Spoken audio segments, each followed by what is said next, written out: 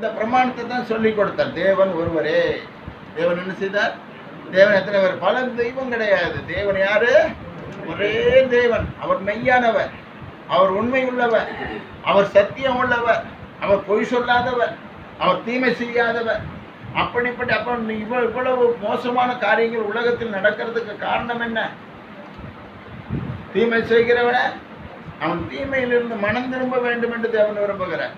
என்ன செய்யணும்?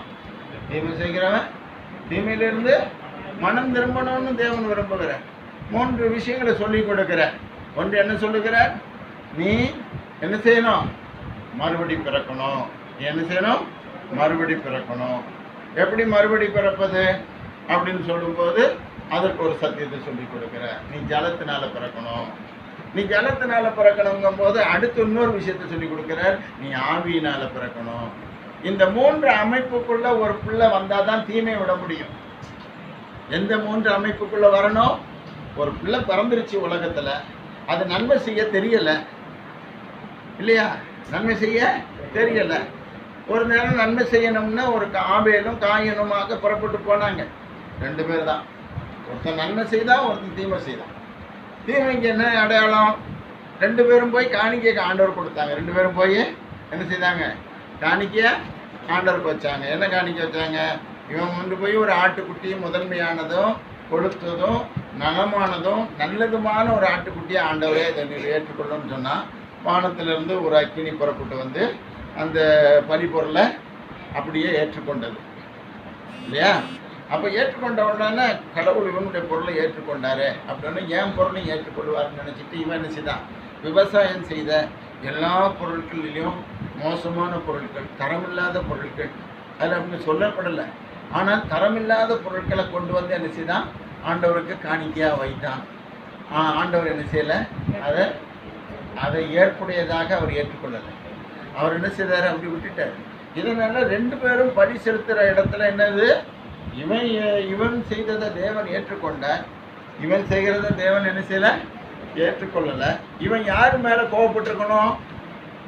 கடவுள் மேலே கோவப்பட்டிருக்கணும். கடவுளே, நீ ஏன் எனக்கு இப்படி செய்திருக்கிற அப்படின்னு சொல்லி கடவுள்கிட்ட கொஸ்டின் போட்டு கடவுள்கிட்ட காத்திருந்து, ஆண்டவரே எனக்கு இதுக்கு பதில் வேணும், நான் என்ன தப்பு செய்திருக்கிறேன், நான் என்ன குற்றவாளியாக இருக்கிறேன், எனக்கு ஏதாவது சொல்லித்தாரோம் அப்படின்னு சொல்லி இவன் பொறுமையாக இருந்திருக்கணும். இவன் அப்படி இல்லை. இவன் தான் தம்பி மேலே என்ன செய்தான்? கோபமான. தன் தம்பி மேலே கோபமான. முகநாடி வேறுபட்டது. ஆண்டவர் சொன்னார், நீ ஏன்பா நன்மை செய்தால் உனக்கு மேன்மை இல்லையோ? நன்மை செய்தால் உனக்கு மேன்மை இல்லையோ? நீ நல்லது பொருளை கொண்டு வந்தேன்னா உனக்கு மேன்மை கிடைக்கும் இல்லையா? நான் உன்னை வாங்கிடுவேன் இல்லையா? நீ நல்ல பொருளை கொண்டு வரல, நீ என்ன செய்த? வேண்டாத பொருள் எல்லாம் நீங்கள் என்ன செய்த? நான் ஏற்றுக்கொள்ளணும்னு கொண்டு வந்திருக்கேன். தரமில்லாத பொருள் எல்லாம் கொண்டு வந்திருக்கேன். நானே உனக்கு உருவாக்கியிருக்கிறேன், நானே உன்னை விதைக்க வைத்திருக்கிறேன், நானே உன்னை பயிரிட செய்திருக்கிறேன், நான் நல்ல தரமான பொருட்கள் எல்லாம் உனக்கு தந்திருக்கிறேன்.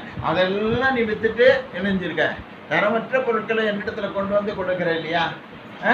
அதனால தீமை செஞ்சுருக்க. இதனால் உன்னை நான் ஏற்றுக்கொள்ள முடியலை அப்படின்னு சொன்னோன்னா தீமை உன்னை தொடரும் அப்படின்னு தேவன் சொன்னார். தேவன் என்ன சொன்னார்?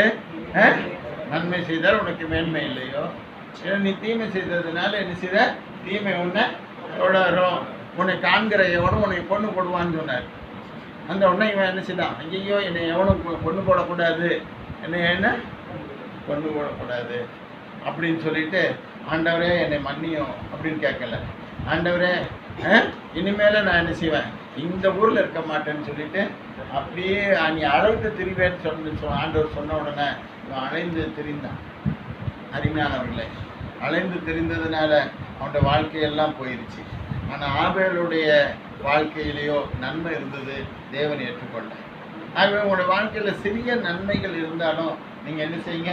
கடவுளுக்கு ஏற்புடையதாக செய்யுங்க. கடவுளுக்கு ஏற்புடையது என்ன? தன்னுடைய ஒரே பேரான குமாரனை உங்களுக்காகவும் எனக்காகவும் இந்த உலகத்தில் என்ன செய்தார்? கொடுத்தார். அல்லேலூயா, அல்லேலூயா. அவர் எப்படி கொடுத்தார்? பலியிடுவதற்காக கொடுத்தார். என்ன செய்வதற்காக கொடுத்தார்? பலியிடுவதற்காக கொடுத்தார். அருமையானவர்களே, இன்னொரு இடத்துல இந்த அமைப்புல என்ன செய்யணும்? மறுபடி பிறக்கணும். தாய் வயிற்றுல போய் பிறக்குந்தா முடியுமா? இவன் மாற முடியுமா? ஆபேல் என்ன செய்தான்? மனம் திரும்பினான். ஆபேலுடைய வாழ்க்கையில் என்ன நடந்தது?